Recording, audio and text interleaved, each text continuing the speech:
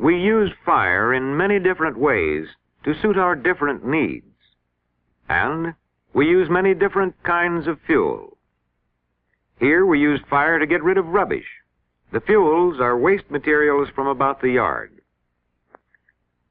Raking keeps the fire under control.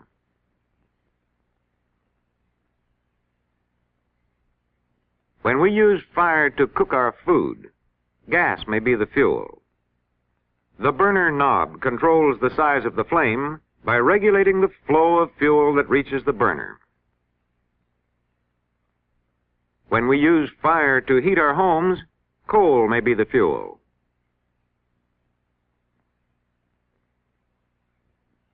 Furnace fires are controlled mainly by adjusting the draft opening on the ash pit door. When we use fire to produce light, kerosene or gasoline may be the fuel. Turning a knob regulates the flow of fuel and controls the flame. But whatever the purpose of the fire, or the kind of fuel, or the method of control, all fires depend upon the same principles. In order to learn more about fire, let's study the campfire these boys are building. Dry bark and twigs are good to start the fire, and the boys have heaped them at the center of the pile of fuel. They have chosen a site in a clearing so that the campfire can't spread out of control. Larger branches will keep the blaze going after the bark and twigs burn out. Now the pile of wood is ready.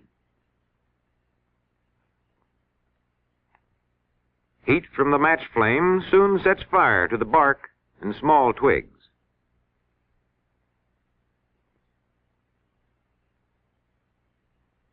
In a few seconds, there is enough heat to set fire to the larger twigs.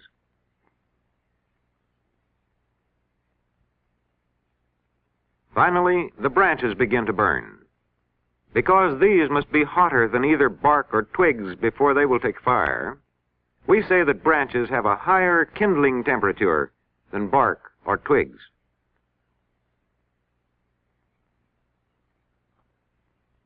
The boys want a bigger fire, so they do two things. First, they bring more branches and place them on the burning heap. Also, since they know that the fire will burn faster if the circulation of air increases, one of the boys fans the flames. The branches just added take fire quickly. With a campfire burning well, and with plenty of fuel to keep it going, the boys stretch out to enjoy its cheery warmth. When we watch a fire burning, we must keep in mind that we cannot see all that is actually happening. What are some of these important actions? For one thing, gases are given off from the heated pieces of wood. Here, black dots represent these gases. Oxygen, represented here by white dots, is part of the air surrounding the fire. When oxygen joins with the wood gases heated to their kindling points, burning takes place. As the oxygen and the heated gases burn, another gas, carbon dioxide, forms. The black dots joined with white dots represent carbon dioxide. The large black circles represent unburned soot particles that rise as smoke. All the while, fresh air flowing in at the bottom of the fire supplies needed oxygen. The fire burns as long as there is fuel and oxygen.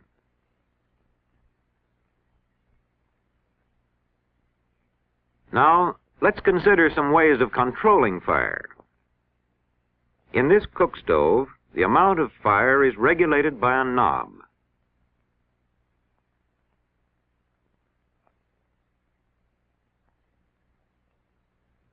When it is turned on, the fuel gas flows into the burner. It draws oxygen along with it through the air intakes.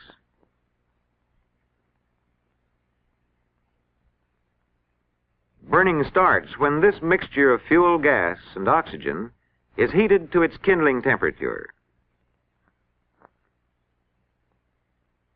When this mixture is turned off, the flame goes out. Now let's see what happens in a coal-burning furnace. The rate at which the coal burns and gives off its heat depends upon the amount of oxygen supplied. The supply of oxygen is regulated mainly by the draft door. Now let's see how this affects the burning process. With the ash pit draft door only partly open, a moderate supply of oxygen flows into the firebox. As the coal burns, carbon dioxide and smoke form as they did in the campfire. The carbon dioxide and smoke escape through the chimney.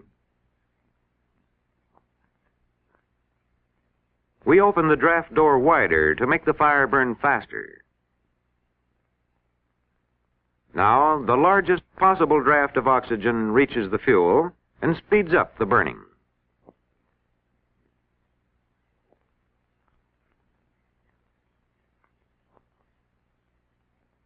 Although fire under control may be helpful to us in many ways, fire handled carelessly may cause trouble.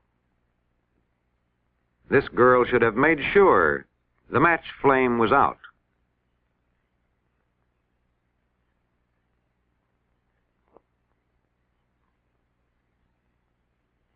Fortunately, she knows what to do. Pouring water on the flame does two things. It cools the fuel below its kindling temperature, and it shuts off the oxygen supply. Many accidental fires begin when small children play with matches. This little boy has seen his parents strike matches, so when he finds them lying around, he wants to try it too.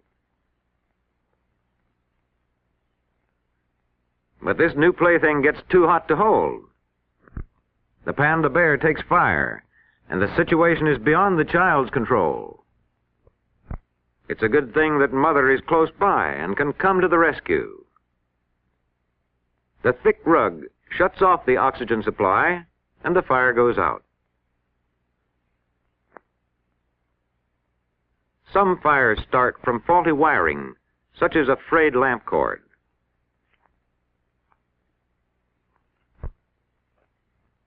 The bare wires touch and flames leap up. This home has a fire extinguisher handy, and the boy knows how to use it. How does this liquid put the fire out? Once in the open air, the liquid quickly changes into a gas. This gas will not burn. Instead, the gas builds up in layers around the burning fuel and gradually shuts off the flow of oxygen into the burning zone, cut off from its